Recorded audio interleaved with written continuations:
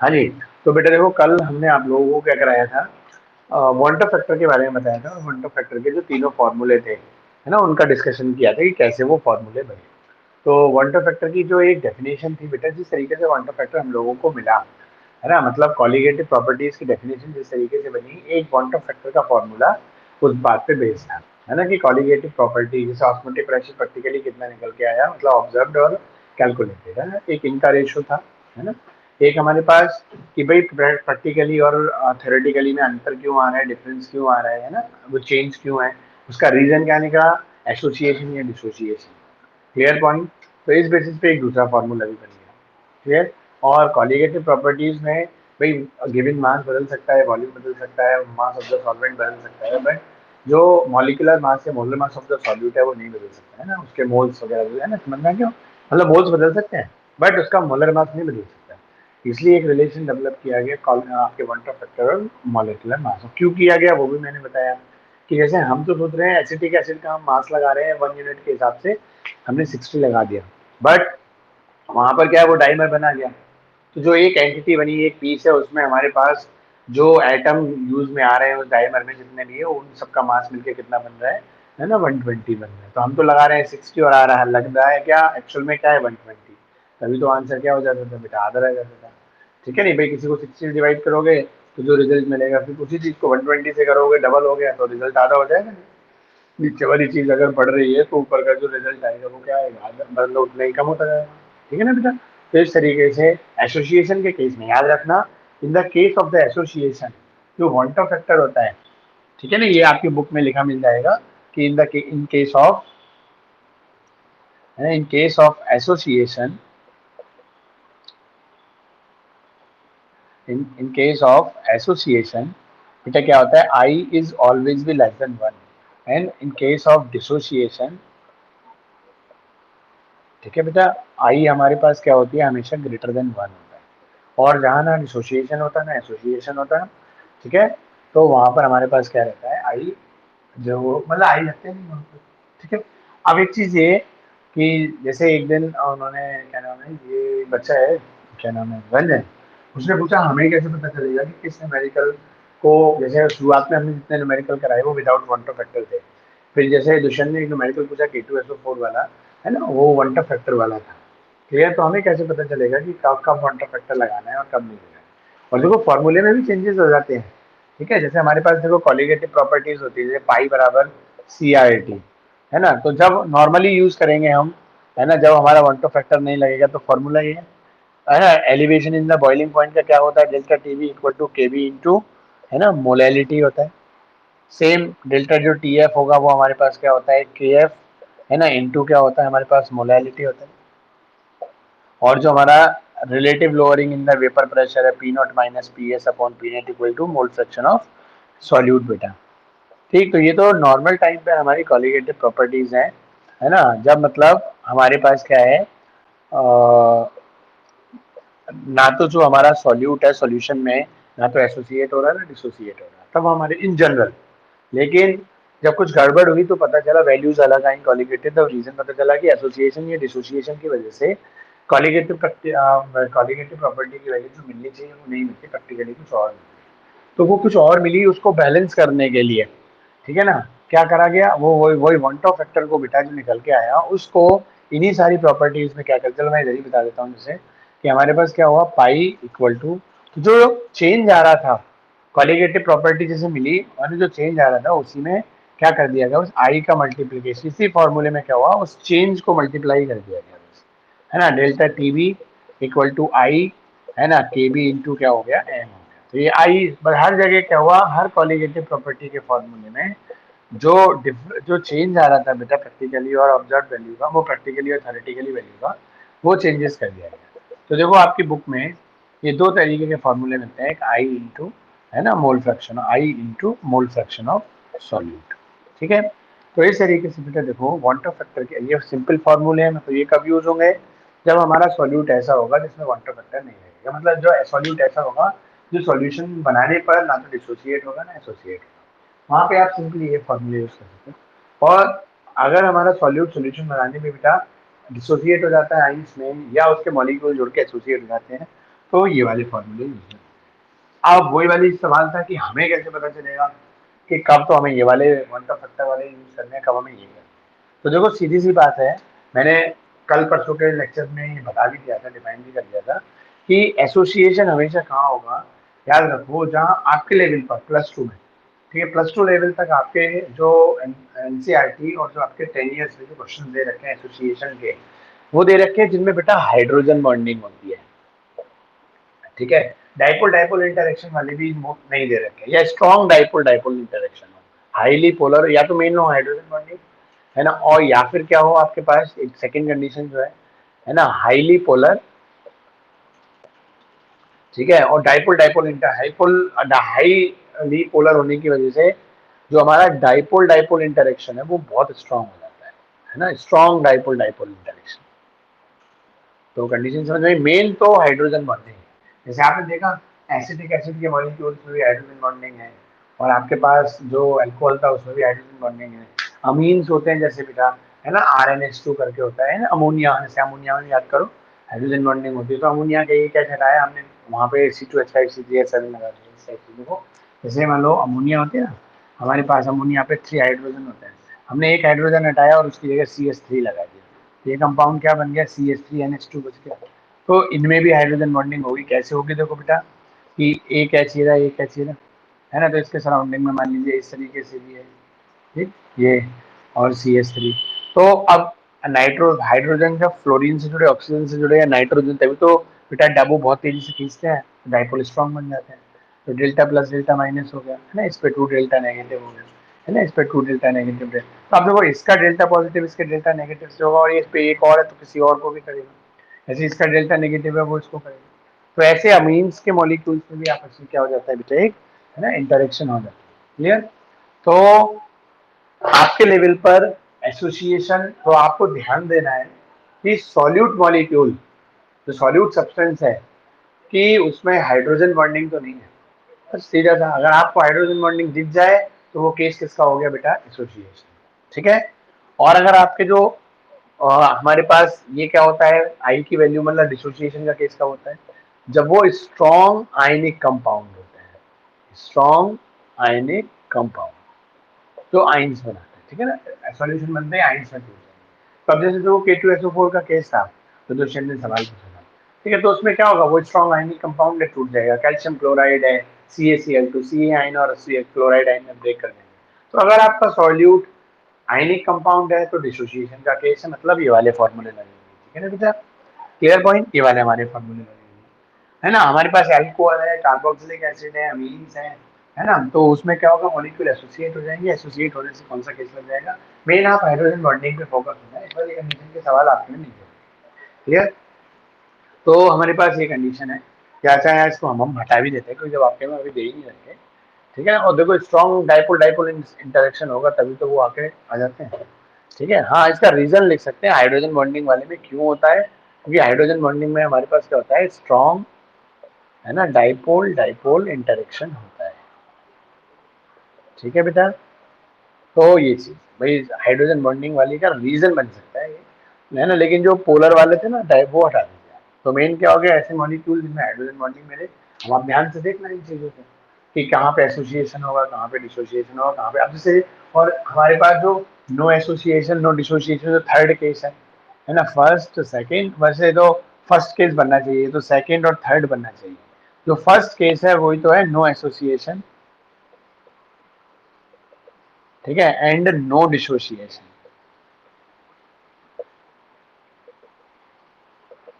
उनकी कंडीशन क्या है, जितने बेटा बायोमोलिक्यूल्स होते हैं या पॉलीमर होते हैं, ठीक है, जितने भी बायोमोलिक्यूल्स या पॉलीमर, क्लियर, वो हमारे किस में आते हैं, वो हमारे, है ना, इस कैटेगरी में आते हैं, नो एसोसिएशन नो डिसोसिएशन। जैसे आपने ग्लूकोज, फ्रक्टोज, लैक्टोज, माल्टोज, ये पुराने लेक्चर में हो चुका है, ठीक है ना। चलो, तो आप याद रखना इस चीज को। आप देखो जैसे अभी इन दोनों फॉर्मूले का आप रीजन में कंपैरिजन करके दिखा देते हैं, याद है आपको बेटा कि हमारे पास K2SO4 का केस था, चलो अभी न्यूमेरिकल लेता हूँ तो अपने आप ही आपको समझ में आ जाएगा ये आई वाला केस, ठीक है। तो ये चीजें थी, तो बेटा देखो ये अब तक हमने 5 to 10 मिनट्स में, है ना, क्या करा, जो अब तक हमने लेक्चर्स में वॉल्टर फैक्टर के बारे में पढ़ाया था आपको, ठीक है, वो सब हमने आपको रिवाइज करा दिया। अब देखो इन चीजों पे न्यूमेरिकल मैंने आपसे कहा ना, जो 3 फॉर्मूले होते हैं, है ना, वो हमें मतलब वॉल्टर फैक्टर कैसे निकालना है, आई की वैल्यू कैसे निकालनी है, वो आपको, और उसके 3 ही फॉर्मूले जो कल पढ़ाए, वो कैसे न्यूमेरिकल्स में दिए होते हैं, गिवन होते हैं, आपको आइडेंटिफाई करके आई निकालना होता है, वो हम देखते हैं। ठीक है, चलो तो ध्यान से देखना।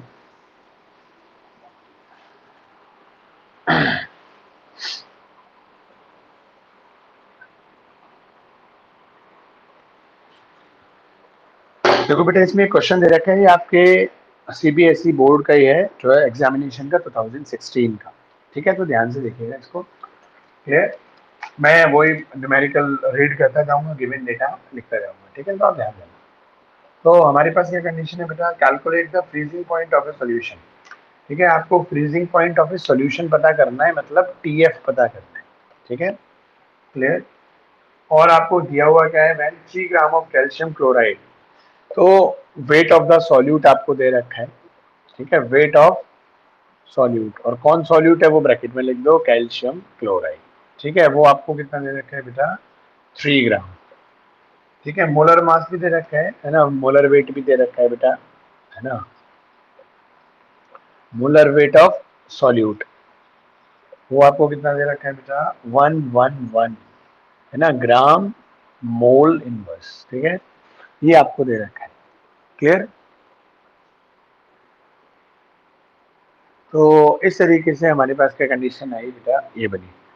अब इसके बाद देखते हैं अगली जो चीज हमें दे रखी है, in the 100 gram of the water, मतलब जो 3 ग्राम कैल्शियम क्लोराइड है, वो डिजोल्व किस में है बेटा, हमारे पास वाटर में है। तो वेट ऑफ द सॉल्वेंट, है ना, और वो सॉल्वेंट कौन है, वाटर। ठीक है ना बेटा, क्लियर।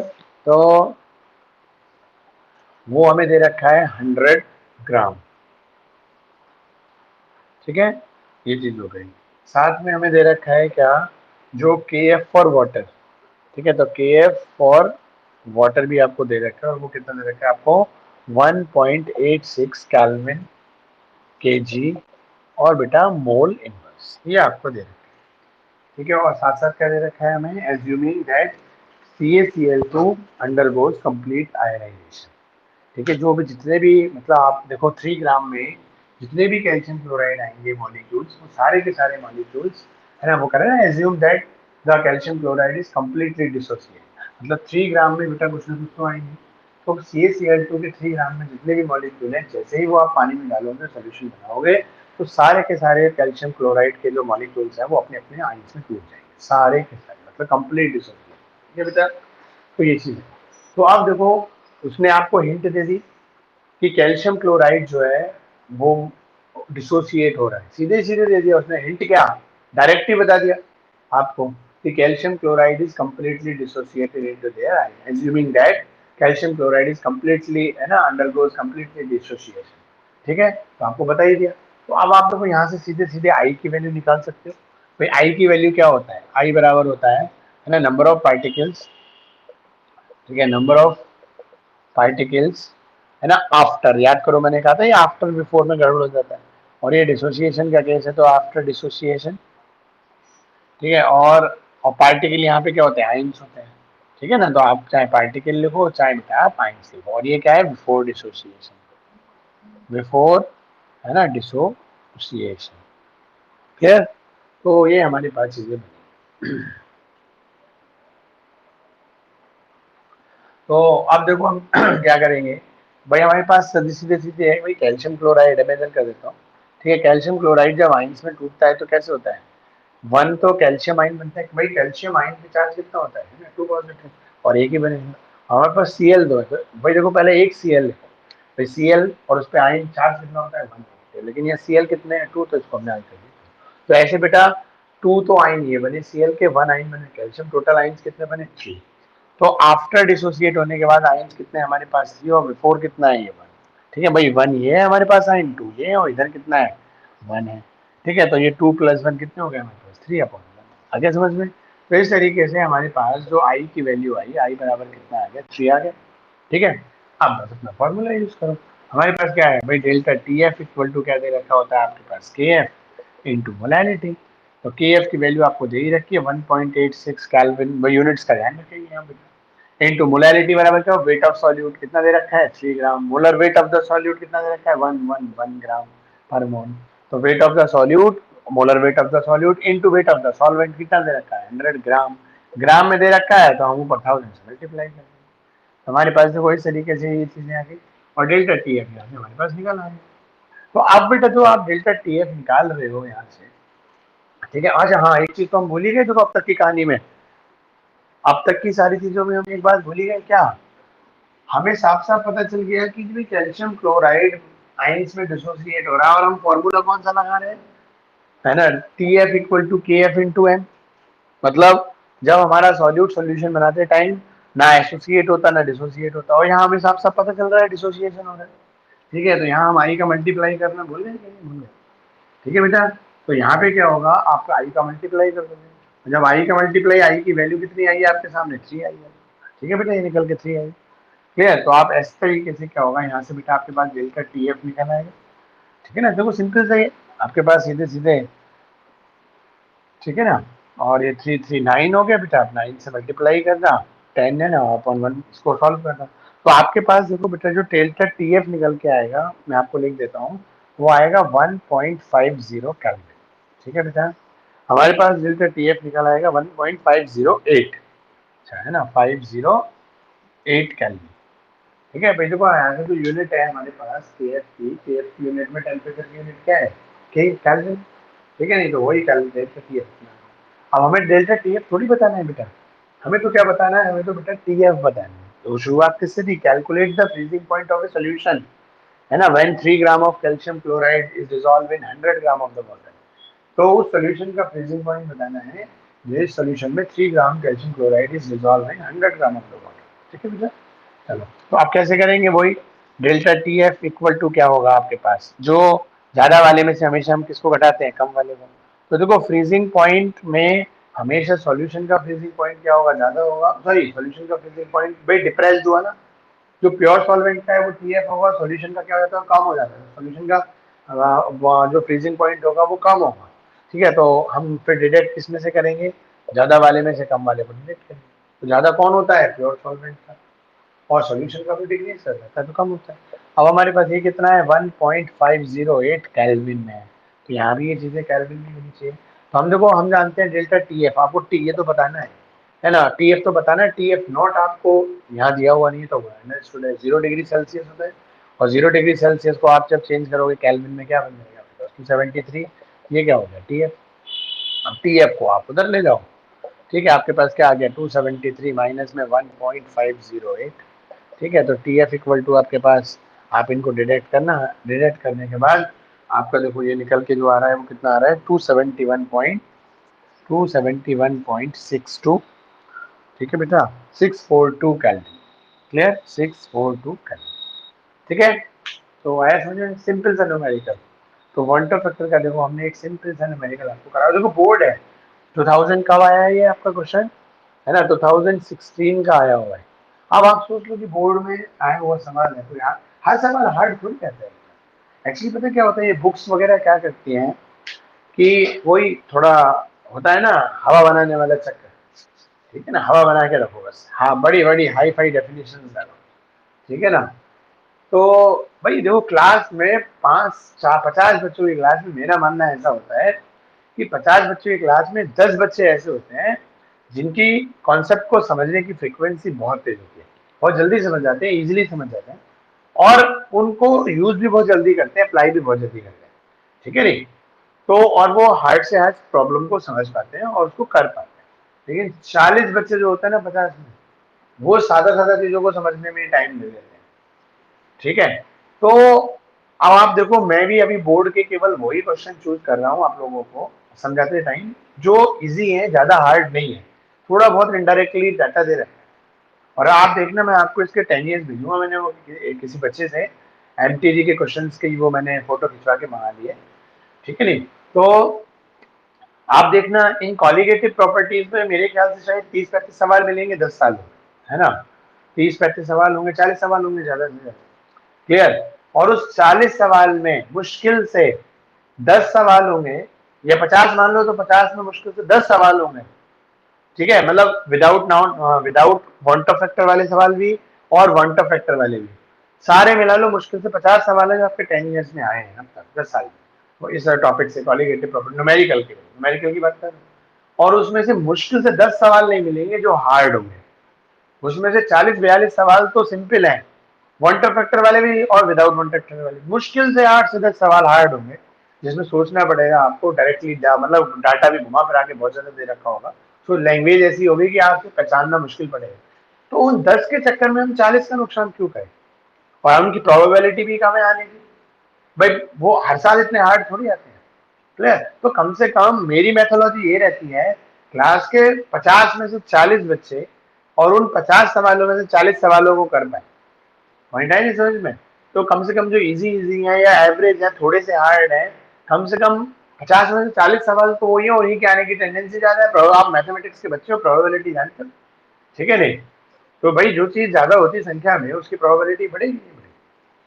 तो इसलिए हम पहले उन पे फोकस में, मैं तो यहाँ पे करा ही रहा हूँ, बस एक दो है जो हार्ड है वो कराऊंगा, ऐसा नहीं है कि जो 10 सवाल है वो जो थोड़े से कॉम्प्लिकेटेड है बिल्कुल नहीं कराऊंगा, जैसे एक कराऊंगा, समझा नहीं, एक या दो कराऊंगा, आप देखना क्लास यहाँ पे भी अभी, तो आप फिर उसको करके देखना, ठीक है नहीं। और देखो ये टाइम टू टाइम प्रैक्टिस कर लो, मैं आपको बता रहा हूँ, न्यूमेरिकल्स अगर आपने टाइम टू टाइम प्रैक्टिस नहीं करे तो बाद में पल्ले नहीं पड़ते, ठीक है नहीं। चलो, तो हमारी तरफ से को पहला न्यूमेरिकल हुआ। अब हम अगले न्यूमेरिकल की तरफ चलते हैं बेटा, जिसमें जो बचे हुए कॉलिगेटिव प्रॉपर्टीज के जो और क्वेश्चन थे, ठीक है बेटा, और जो सॉरी वो कॉलिगेटिव वाटर फैक्टर के जो बचे हुए फॉर्मूले हैं उनका किसी का यूज आएगा, ठीक है।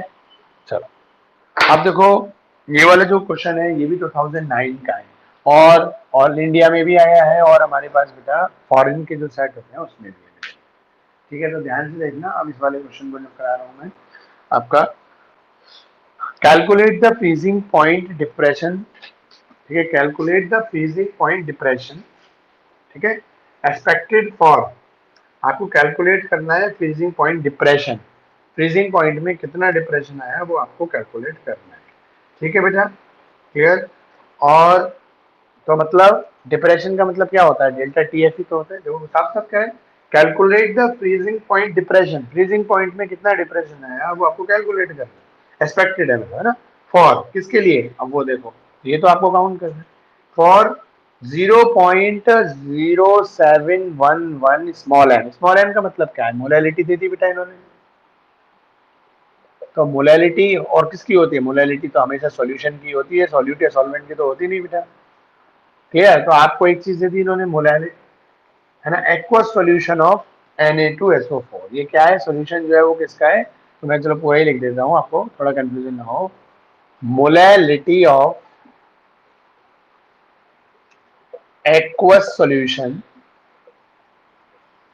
ऑफ किसका दे रखा है बेटा, Na2SO4, क्लियर। तो molality of aqueous solution of Na2SO4 वो आपको कितनी दे रखी है, 0.0711, है ना, मोलर, ठीक है। स्मॉल एम का मीनिंग क्या होता है, मोलर। फिर कह रहा है if this solution actually freezes, है ना, अब जो कह रहा है एक्चुअली फ्रीजेस, मतलब ये सॉल्यूशन जिसमें फ्रीज होता है वो एक्चुअली कितने पे होता है बेटा, वो दे रखा है ना। तो आपको ये क्या दे रखा है आप मुझे बताओगे फिर, तो हमारे पास ये टीएफ नहीं दे रखा, टीएफ ऑफ सॉल्यूशन, है ना, और ये कौन सा दे रखा है बेटा, ऑब्जर्व, चलो ये तो चलो मैं बताया गया, हाँ बेटा किसने ऑन किया बताओ, हाँ कुछ पूछना है बेटा जिसने माइक ऑन किया है,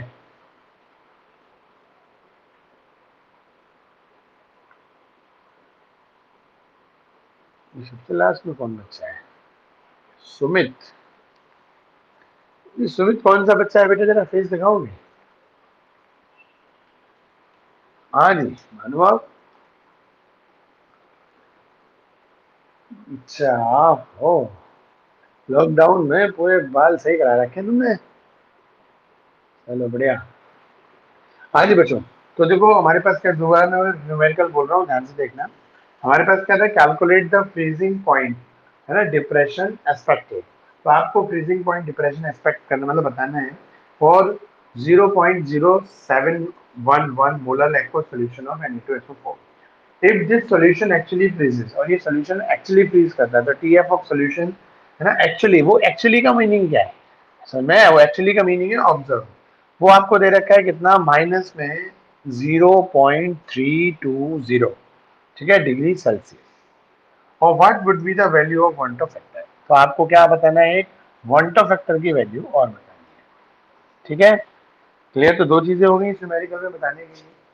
अब आप बेटा एक चीज देखोगे कि भाई देखो, टीएफ ऑफ सॉल्यूशन तो आपको ये दे रखा है कि ना, actually freezes at this temperature, ठीक है। तो अब टीएफ नॉट क्या होता है, भाई वाटर का फ्रीजिंग पॉइंट हमेशा क्या होता है, 0 डिग्री सेल्सियस होता है। आगे पॉइंट समझे। अब अगर यहाँ से आप डेल्टा टीएफ निकालो और एक बार जरा इनको कन्वर्ट भी कर लो हाथ के हाथ, ठीक है, आई की वैल्यू तो आपको बतानी है। अब आप इसमें अगर कन्वर्जन करोगे बेटा, इसमें 273 ऐड कर दो, ठीक है नहीं, और नीचे वाले में भी 273 ऐड कर दो आप, 273 इसमें ऐड करो, 273 इसमें ऐड करो, ये ऐड करके तो 273 केल्विन ही बन गया, ठीक है। अब आप इसमें ऐड करोगे तो ये माइनस का दे रखा है, वो प्लस का दे रखा है आपको। क्लियर, तो हमारे पास क्या निकल आएगा, या निकालने के क्या आप देखो, मैंने आपको वैसे तो चेंज करके लगाओ तो अच्छी बात है, लेकिन मैंने आपको बताया डिफरेंस हमेशा दोनों का, सेल्सियस में जो डिफरेंस होगा, केल्विन का डिफरेंस होगा, वो बराबर ही आएगा। तो आप सीधे भी कर सकते थे, इन दोनों का डिफरेंस भी कर सकते थे, चलो कोई नहीं। अब आप इसको जल्दी से देखो, है ना, हमारे पास क्या बनेगा, 273 सौरभ बताया कितना बनेगा। हाँ जी सौरभ, ऑनलाइन हो, हाँ बताओ कितना आएगा घटाने के बाद, इसको डिवाइड के 272, ये किसकी आवाज थी, हाँ भाई ये किसकी आवाज थी, तो तुम्हारी आवाज, हाँ बोलो बोलो।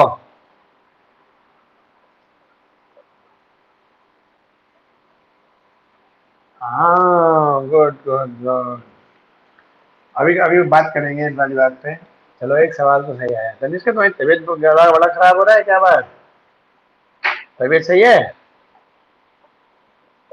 या बुखार बुखार भी चल रहा है, ओ तुम्हारा, चलो बच के रहना। इस टाइम तो नॉर्मली भी सर्दी खांसी जुकाम हो जाए ना, तो आदमी का शक दूसरी तरफ ही जाता है।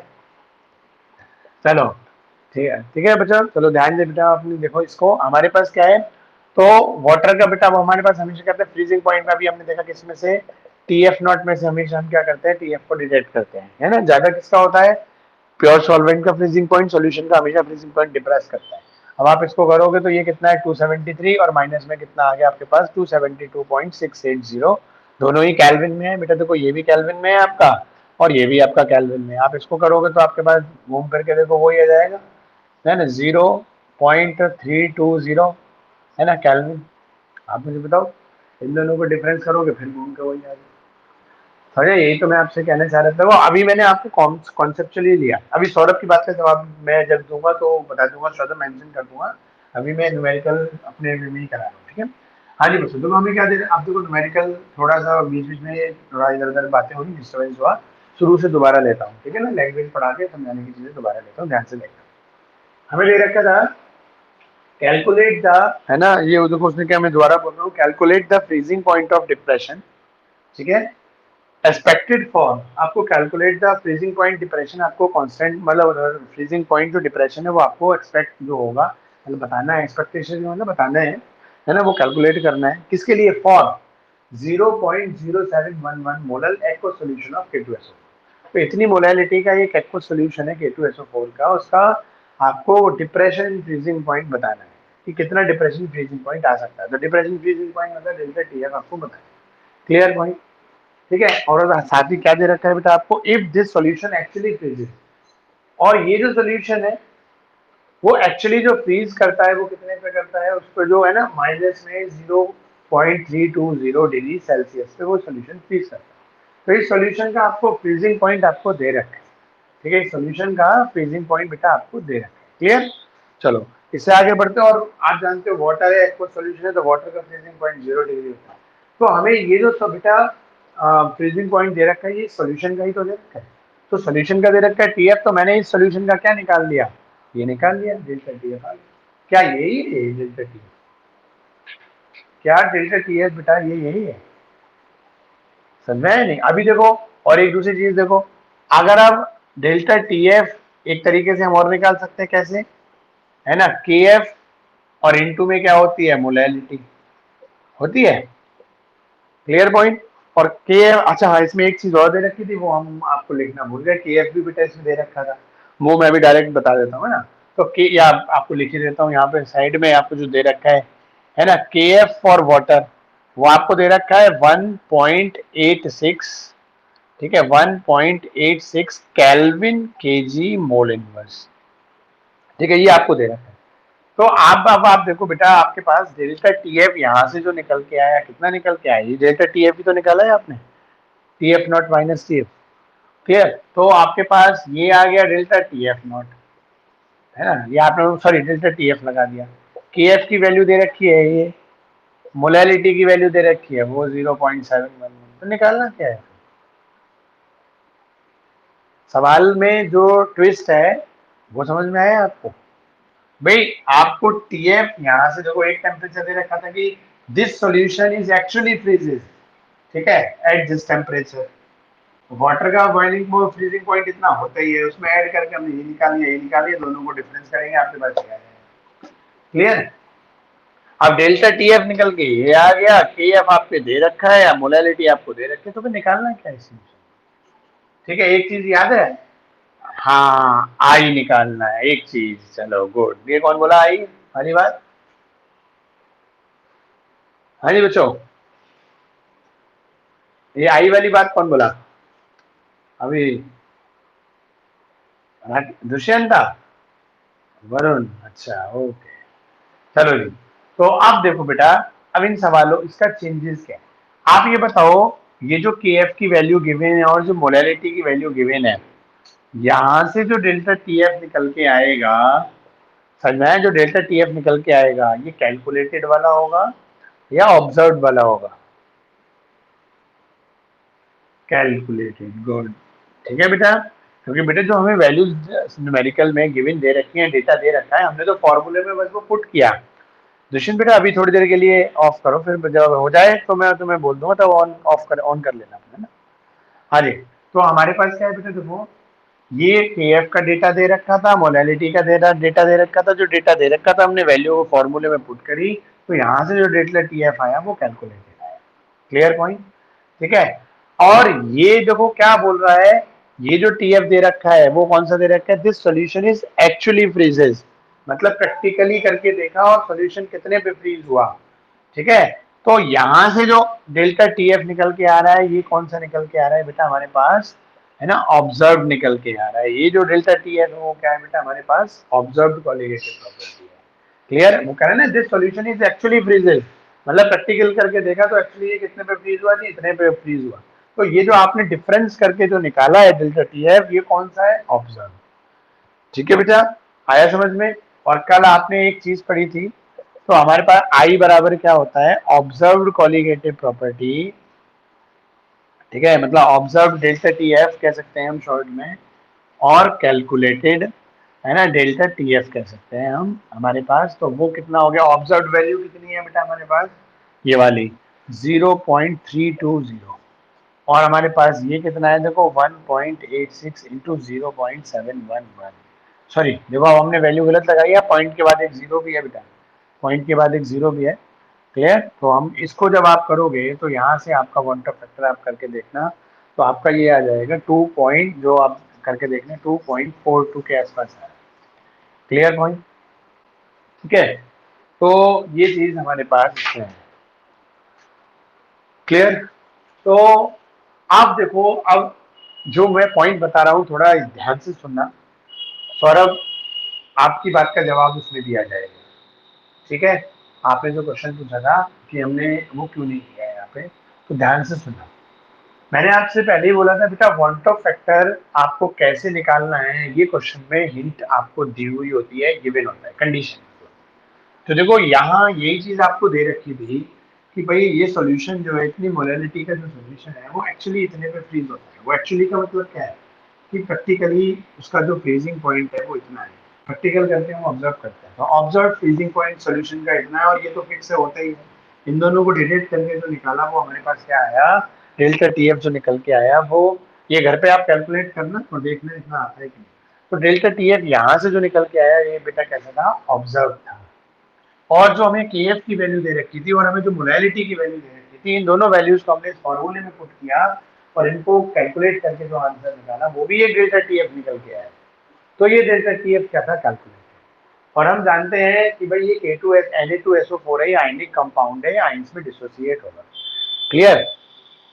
अब यहाँ पर क्या होता है बेटा, अब अगर सोचो, हम ये हमने आई वाला फॉर्मूला लगाया, observe calculating property upon calculating, दोनों की वैल्यूज लगाई, मॉनिटर फैक्टर निकाला। ठीक है, तो जो डेटा दे रखा था हमने उसको यूज किया। अब बात आ रही है, सौरभ ये कह रहे थे, ठीक है, कि अगर हम इसको ऐसे करते डेल्टा टी एफ इक्वल, हाँ पहली चीज, अब देखो इस तरफ बढ़ने से पहले एक चीज और, इस सवाल में हमसे दो चीजें पूछी थी। एक तो डेल्टा टी एफ पूछा था, ठीक है, तो वो डेल्टा टी एफ कौन सा पूछा था, आप समझ में आया, वो डेल्टा टी एफ ये वाला है।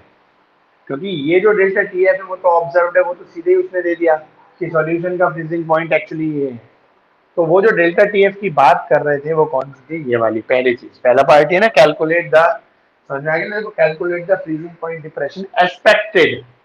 देखो आप वर्ड्स न्यूमेरिकल्स की लैंग्वेज में वर्ड सुनना, वो कह रहा है ना डेल्टा टी एफ कैलकुलेट, देखो क्या वो दे रखा है, calculate the freezing point depression expected for, इस सॉल्यूशन के लिए जो एक्सपेक्टेड है, एक्सपेक्टेड क्या रियल हो सकता है, मे बी और मे नॉट बी।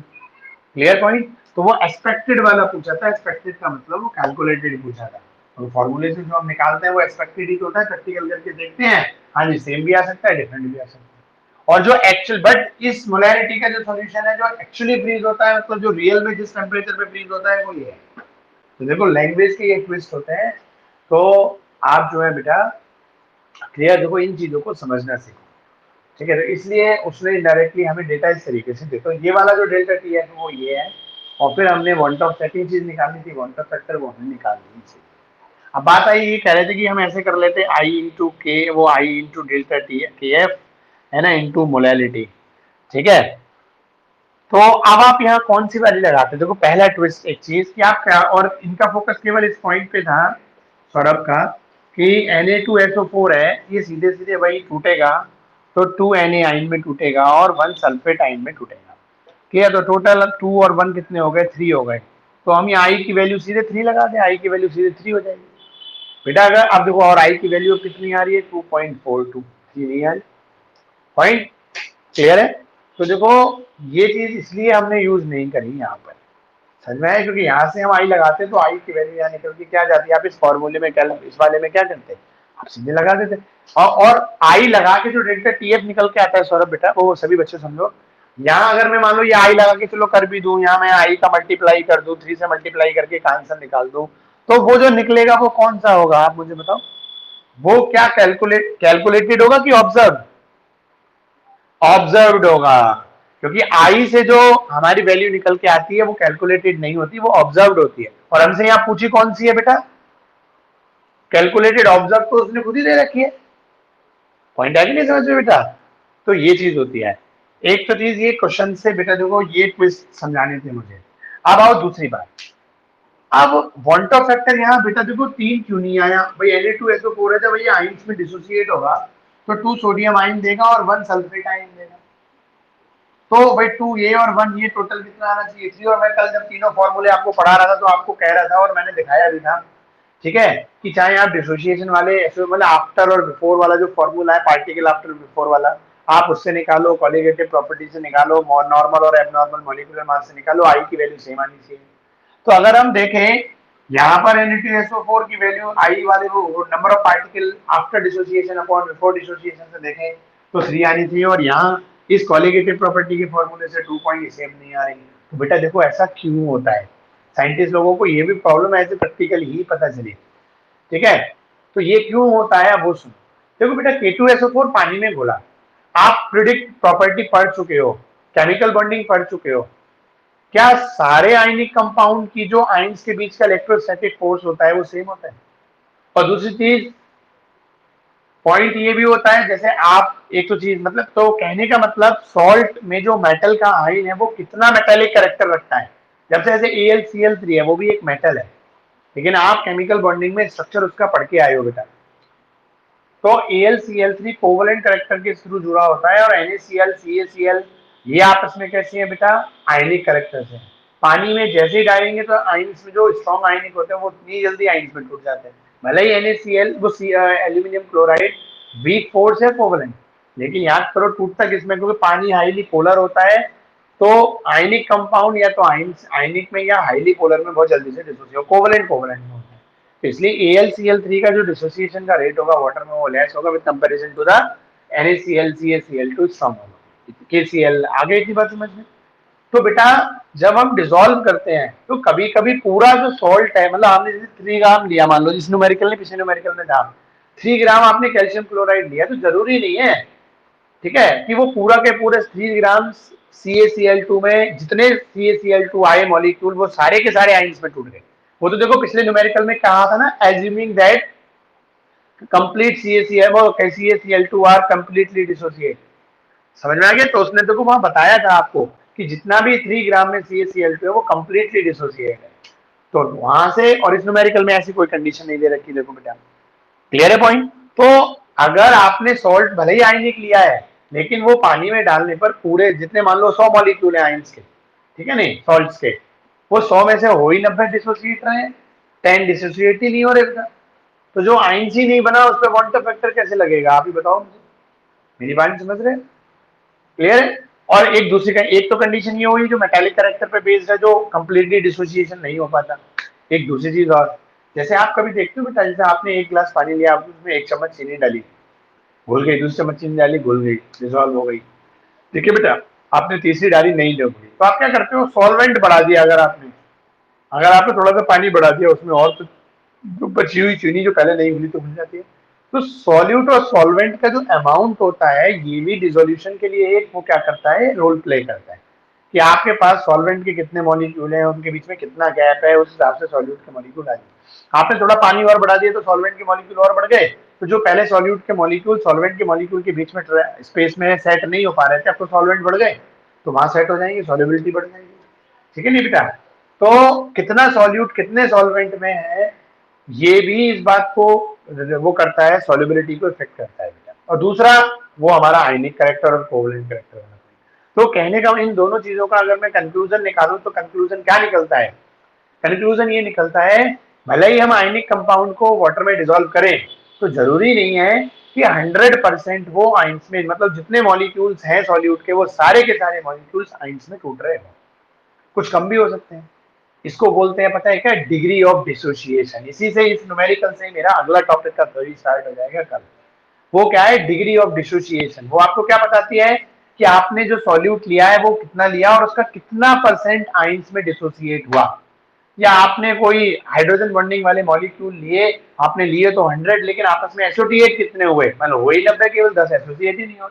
ऐसे आपने 100 NaCl के मॉलिक्यूल लिए, उसमें से 90 डिसोसिएट हुए, 10 हुए ही नहीं। तो जब बेटा डिसोसिएट ही नहीं हुए तो 100, तो फिर ये बताओ ये जो कंडीशन है ये 100% डिसोसिएशन पर है, समझ है नहीं। तो जब 100% डिसोसिएशन होगा कोई भी आयन का या एसोसिएशन होगा, तो आप चाहे इससे निकालो चाहे इससे निकालो, आई की वैल्यू बराबर है। अब ये जो चीज है ये तो 100% डिसोसिएशन ये तो नहीं है, ये तो प्रैक्टिकली है। मान लो 100 में से 90 हुए तो क्वांटम फैक्टर तो उसी पे बेसिस पे निकल के आए, आगे नहीं समझ में आएगी। देखो अगर इसको हम वैसे भी देखें, जैसे यहीं से देख लो आप, मैं इसी समझाने की कोशिश करूं। जैसे हमारे पास अगर ये 100% डिसोसिएशन हो बेटा, है ना, दिख रहा है, ज्यादा छोटा तो नहीं है बच्चों। देखो 100% अगर डिसोसिएशन है, मान लो मैंने 10 मॉलिक्यूल्स लिए, मेरे पास सॉल्ट के ये 10 हैं, है ना, 100% हो रहा है, मतलब सोचो अगर एक है तो एक सॉल्ट से 2 सोडियम आयन मिल रहे हैं और एक सल्फेट आयन मिल रहे हैं। तो अगर मैं 10 मॉलिक्यूल लूंगा और सारे के सारे टूट जाएंगे, तो मुझे एक सन Na2SO4 से 2 सोडियम मिल रहे हैं, तो मुझे 10 से कितने मिलेंगे, ये 20 सोडियम आयन मिलेंगे कि नहीं मिलेंगे। और सल्फेट आयन कितने मिलेंगे बेटा मुझे, 10 सल्फेट आयन मिलेंगे, इतनी बताओ मुझे, क्लियर पॉइंट। अब मैं इस पे लगाऊं अगर बेटा आई की वैल्यू, तो क्या बनेगी, 20 + 10, ये तो हो गए आफ्टर डिसोसिएशन, ठीक है, और बिफोर डिसोसिएशन ये कितने हैं जी 10, तो क्या हो जाएगा 30 डिवाइडेड बाई 10 और वन का फैक्टर निकल के कितना आ गया 3 आ गया। ठीक है, क्लियर। अब आओ देखो यही कहानी हम बदलते हैं थोड़ी सी बेटा, अगर ये है तो बेटा 10 लेकिन ये हो रहे हैं 90% डिसोसिएट केवल, 90 का मतलब क्या हो गया 10 में से कितने होंगे 9 डिसोसिएट होंगे, तो आफ्टर द डिसोसिएशन क्या होगा 10 में से केवल मॉलिक्यूल हमने लिए कितने बेटा, हमने ये तो एक ही कंडीशन हमने लिए तो 10 लेकिन ये हुआ 90% डिसोसिएट, तो 9 ही तो डिसोसिएट होगा, एक तो ये अभी भी बच गया। ये आफ्टर डिसोसिएशन की बात करो, बिफोर डिसोसिएशन क्या है ये 10 है, ये 0 और ये 0 जब तक अभी पानी में घोला ही नहीं है, तो Na2SO4 आपके पास कितने हैं 10, ठीक है बेटा, और ये 0 और ये 0, लेकिन आपने जब बोला तो ये 10 में से केवल 90% हुए, मतलब नॉट एसोसिएट हो गए किसमें आइंस में, तो बेटा ये कितने बनाएंगे 9 टू 18 Na आइन बनाएंगे, और आपके पास क्या बनाएंगे 9 ही क्या बनेंगे सल्फेट आइन। ये बताओ मुझे समझ में आई कि नहीं आई भाई, जब देखो एक मॉलिक्यूल 2 दे रहा है तो 9 मॉलिक्यूल कितने देंगे है ना उसके डबल, तो 9 टू 18 हो गए और 9 वो हो गए, इतनी बात तो समझ में आ गई।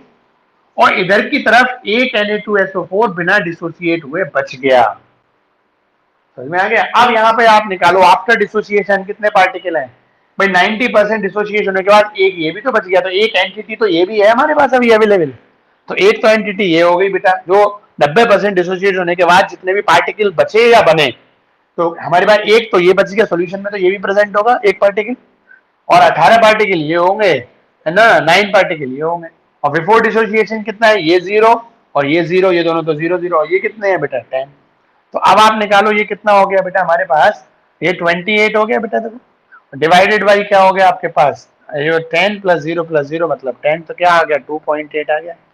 तो आप देख रहे हो कि अगर सॉल्ट 100% डिसोसिएट नहीं होगा तो one top factor complete value नहीं आएगी। तो ये डिग्री ऑफ डिसोसिएशन होता है कि हमारा सॉल्ट कितने परसेंट डिसोसिएट हो रहा है या कितने परसेंट एसोसिएट हो रहा है, that is called degree of dissociation, और इसको हम रिप्रेजेंट करते हैं अल्फा। समझ में आ गया। तो कल हम बेटा आपके न्यूमेरिकल कराएंगे डिग्री ऑफ डिसोसिएशन के से बेटा, और वन टॉप फैक्टर पे बेस्ड इन दोनों के रिलेशन, यही इस चैप्टर का सबसे हार्ड न्यूमेरिकल बनता है जिसमें वन टॉप फैक्टर और डिग्री ऑफ डिसोसिएशन दोनों होता है। ठीक है, तो देखो अब तक हमने आपके दो स्टेज के न्यूमेरिकल करा दिए, एक विदाउट वन टॉप फैक्टर, एक वन टॉप फैक्टर के, आज हमने दो न्यूमेरिकल करा दिए लैंग्वेज से कैसे पहचानेंगे कि आई कैसे निकलेगा। ठीक है, कल लेंगे आई और अल्फा दोनों वाले। ठीक है, आपका टाइम भी हो ही गया होगा, देखो 9:26 हो गए। ठीक है, कोई नहीं बेटा, जल्दी से आप क्विट करो। ठीक है, अपनी इंग्लिश की क्लास में जाओ, 5 मिनट 6 मिनट ऊपर।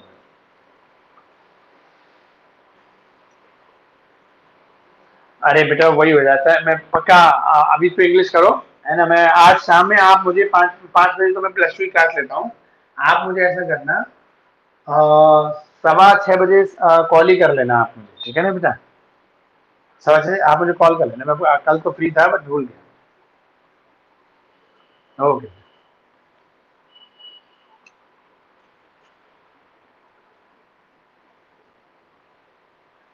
बच्चों, जल्दी क्विट करके अपनी इंग्लिश क्लास में जाओ, थोड़ा टाइम बोलो ना।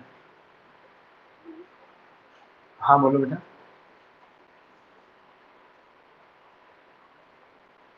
इसमें क्या होगा,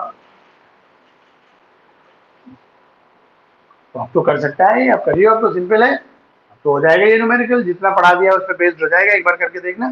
सारा पहले डेटा लिखना, मुझे क्या क्या दे रखा है वो मुझे एक कॉपी पे लिख के दिखाना, न्यूमेरिकल पढ़ना, और न्यूमेरिकल पढ़ के उसमें क्या क्या दे रखा है ना, वॉल्यूम दे रखा है, मास दे रखा है, सॉल्यूट का सॉल्वेंट का, ये सब मुझे लिख के दिखाना, सही है नहीं, और फिर उसका फोटो मुझे खींच के भेजना, फिर मैं तुझे बता दूंगा व्हाट्सएप पे, मुझे फोटो खींच के भेजना, जो इसके गिवन डेटा है वो मुझे बता देना बस, सही है नहीं।